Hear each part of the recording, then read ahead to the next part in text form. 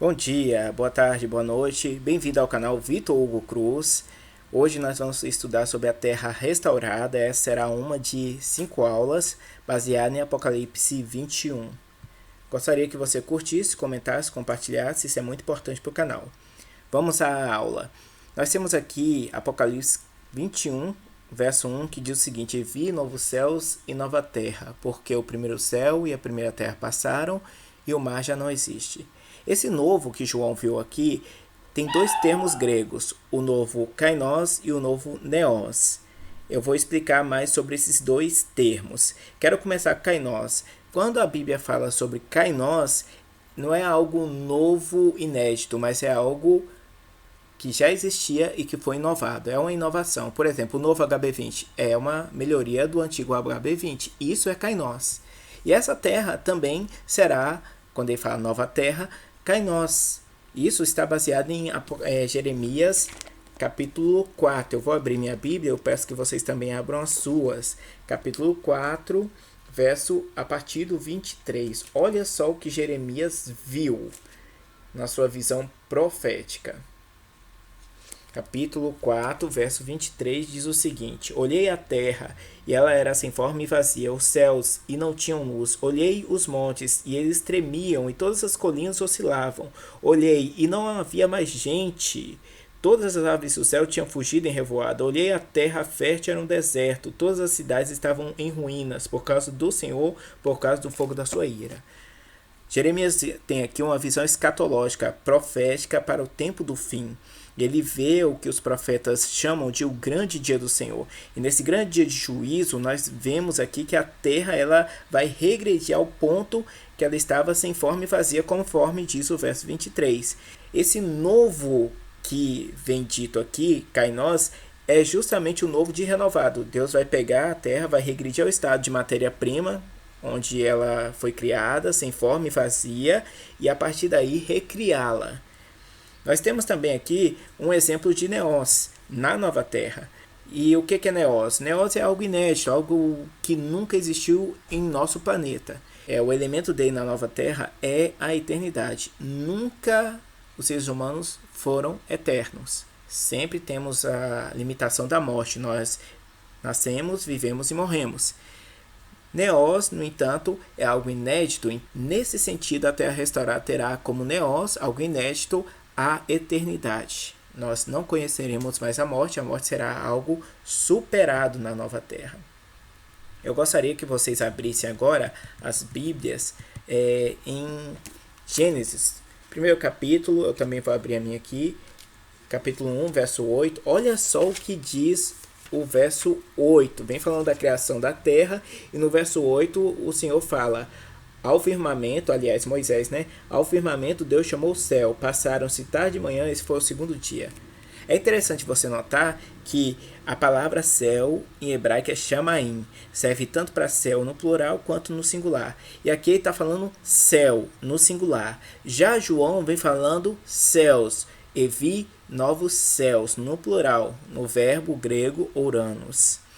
Então nós vemos aí que céus e céu tem uma diferença singular e plural. Por que eu estou dizendo isso? Porque nós sabemos, isso é já fato consumado na teologia, que existem 3 céus. O primeiro céu é o firmamento, que é esse que o Senhor fala aqui em Gênesis capítulo 1, verso 8. Ele criou esse firmamento. Esse firmamento é esse céu que você está vendo hoje aí, nessa tarde ou nessa manhã, azul. Esse céu azul com nuvens brancas, ele é o firmamento. É interessante um detalhe desse céu, é que essas nuvens, elas não apareceram do nada. Quando o Senhor criou esse planeta tinha muita água, e Deus precisava que as águas diminuíssem para que aparecesse a porção seca.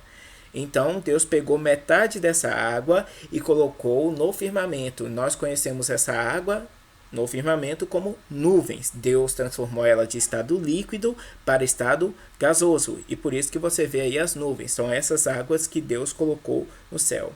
Temos um outro céu também chamado espaço sideral. É muito interessante esse céu aqui, por quê? Porque nós não vemos ele durante o dia. Durante o dia nós vemos esse céu aqui, o firmamento azul. Conforme o Sol vai se pondo, esse firmamento ele vai ficando transparente. Então, nós conseguimos ver, através dessa transparência, o espaço sideral, que é exatamente esse segundo céu que nós vemos. Um detalhe dele é que lá estão as estrelas, a Lua, o Sol, enfim, os planetas. E o terceiro céu que nós conhecemos é onde Deus habita. É interessante que João viu um novo céus e uma nova terra. Então ele viu um novo céus. Nós temos esses dois céus que a gente acabou de verificar aqui, o firmamento e o espaço sideral. Então ele viu esses espaços renovados. Por que esses espaços precisam de renovação?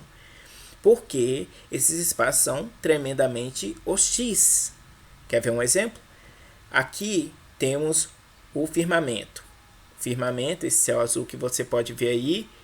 O céu azul, ele é um céu hostil. Por quê? Porque lá não existe oxigênio. Então, qualquer ser humano que vá tentar voar para lá com um avião despressurizado morre, entendeu? Verificamos aqui a despressurização do avião causa a morte das pessoas. Por quê? Porque o ar é rarefeito. E o que é despressurização? É o ar rarefeito entrar dentro do avião. Ele mata todo mundo por hipóxia. Isso já aconteceu alguma vez? Essa despressurização, sim. Nós temos aqui o exemplo do voo 522 da Hélios. Esse voo foi feita uma manutenção nele, o engenheiro foi testando a despressurização. Existe o modo manual e automático, ele sempre deixa no modo automático, só que nesse dia o engenheiro deixou no modo manual. Os pilotos não observaram isso, eles então voaram com a aeronave e quando atingiram a altitude de cruzeiro, o ar rarefeito entrou e matou todos os passageiros e toda a tripulação em menos de 30 segundos por hipóxia, que é essa falta de ar. Inclusive, quando você viaja de avião, as aeromoças elas dão aquele aviso de segurança. Em caso de despressurização, máscaras de oxigênio cairão. Automaticamente, você deve colocar máscara primeiro em você e depois nos outros. Eu já decorei essa fala já. Temos aqui também o outro céu, que é o espaço sideral. Esse espaço sideral também é tremendamente hostil. É interessante que lá não existe gravidade. E lá também não existe oxigênio. E lá, se a pessoa ficar sem uma roupa especial, nós vemos aquelas roupas dos astronautas, também morrem sem oxigênio. E de frio, porque a temperatura é extremamente fria lá. Quando você vê aquelas pessoas usando aqueles uniformes de astronauta, aquilo é uma questão de sobrevivência. Temos alguma história de tragédia? Não. Temos uma história de quase tragédia. Nós temos a história da Apollo 11. Você pode procurar aí, Apollo 11, caneta hidrográfica salva Apollo 11. Nesse dia, a Apollo 11 ela desceu com o módulo lunar. Foi verificado que a manopla ela caiu. Por algum motivo, caiu lá na Lua. Eles verificaram que estava lá no chão. E eles não conseguiriam ligar o módulo lunar sem aquela manopla.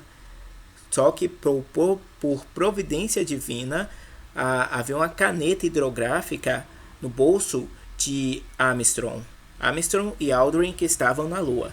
No bolso de Armstrong havia a caneta hidrográfica e era exatamente o que ele precisava para ligar o módulo lunar, porque se fosse alguma coisa de metal, não poderia ligar o módulo lunar porque daria curto. Nesse caso, nós vemos aqui que foi uma questão mesmo de providência de Deus que a Apollo 11 foi salva em sua missão. Poderia ter sido um enorme fracasso.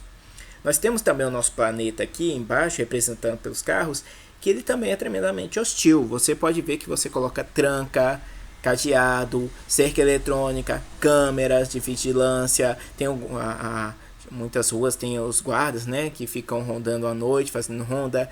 Tudo isso porque você não pode confiar nas pessoas lá fora, porque elas podem atentar contra a sua vida. E por isso há essa hostilidade também no planeta Terra. Quais as possíveis mudanças existem, então, aqui no Novo Céu e Nova Terra? A primeira coisa que eu posso pensar é o oxigênio aqui nessa parte onde o ar é rarefeito. Temos também aqui no espaço sideral oxigênio. Então isso poderá ser uma mudança, é uma hipótese que Cristo pode trazer. Outra questão que Cristo também pode trazer é com relação à cor. Eu imagino que o espaço sideral não será mais escuro, será claro. Porque a glória do Senhor estará por toda essa terra. E eu acredito que essa glória irradiará por todo o espaço. Possíveis mudanças, é uma hipótese. E para finalizar, nós temos aqui a nossa viagem para o céu. Você deve saber, em Apocalipse 1, verso 7, diz que eis que vem com as nuvens e todo olho verá. Cristo vem com as nuvens. E Mateus 24 diz que lá das nuvens ele mandará os seus anjos para poder buscar os seus escolhidos aqui na terra para levar até essa nuvem. Paulo, em 1 Tessalonicenses, diz que o Senhor arrebatará. Nós seremos transladados até ao Senhor, para o encontro com o Senhor nos ares. Então, o Senhor estará numa nuvem nos ares. Nós estaremos com Cristo nessa nuvem. E nessa nuvem, todos os salvos, eles terão que ir até o céu. E para ir até o céu, eles terão que passar pelo espaço sideral. Será uma jornada. Segundo Apocalipse, eu depois verifico o verso aqui para vocês, diz que essa viagem durará 7 dias. É interessante, 7 dias nós passaremos daqui até o céu, em viagem, com Jesus Cristo, seus anjos, todos os salvos. Nós teremos o privilégio de ver tudo aquilo que a NASA consegue ver só à distância através do telescópio Hubble.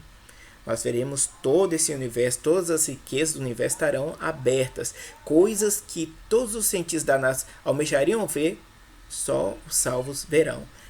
Planetas, galáxias, estrelas, eles passarão por todas as supernovas. É interessante que só os salvos verão isso. E eu acredito que verão pela última vez, porque esse espaço será reformulado. E Cristo vai dar um vislumbre de tudo aquilo que até agora existe e vai reformular. Bem, essa foi a nossa aula que nós temos hoje. Próxima nós vamos falar sobre a nova terra, vamos falar sobre muitas coisas que existirão aqui, que Apocalipse 21 deixa bem claro. E eu espero que vocês estejam lá. Desde já eu repito o convite, curtam, compartilhem, divulguem aí, porque isso é muito importante para o canal. Desde já agradeço, meu nome é Vitor Hugo, tenham uma excelente tarde, manhã ou noite.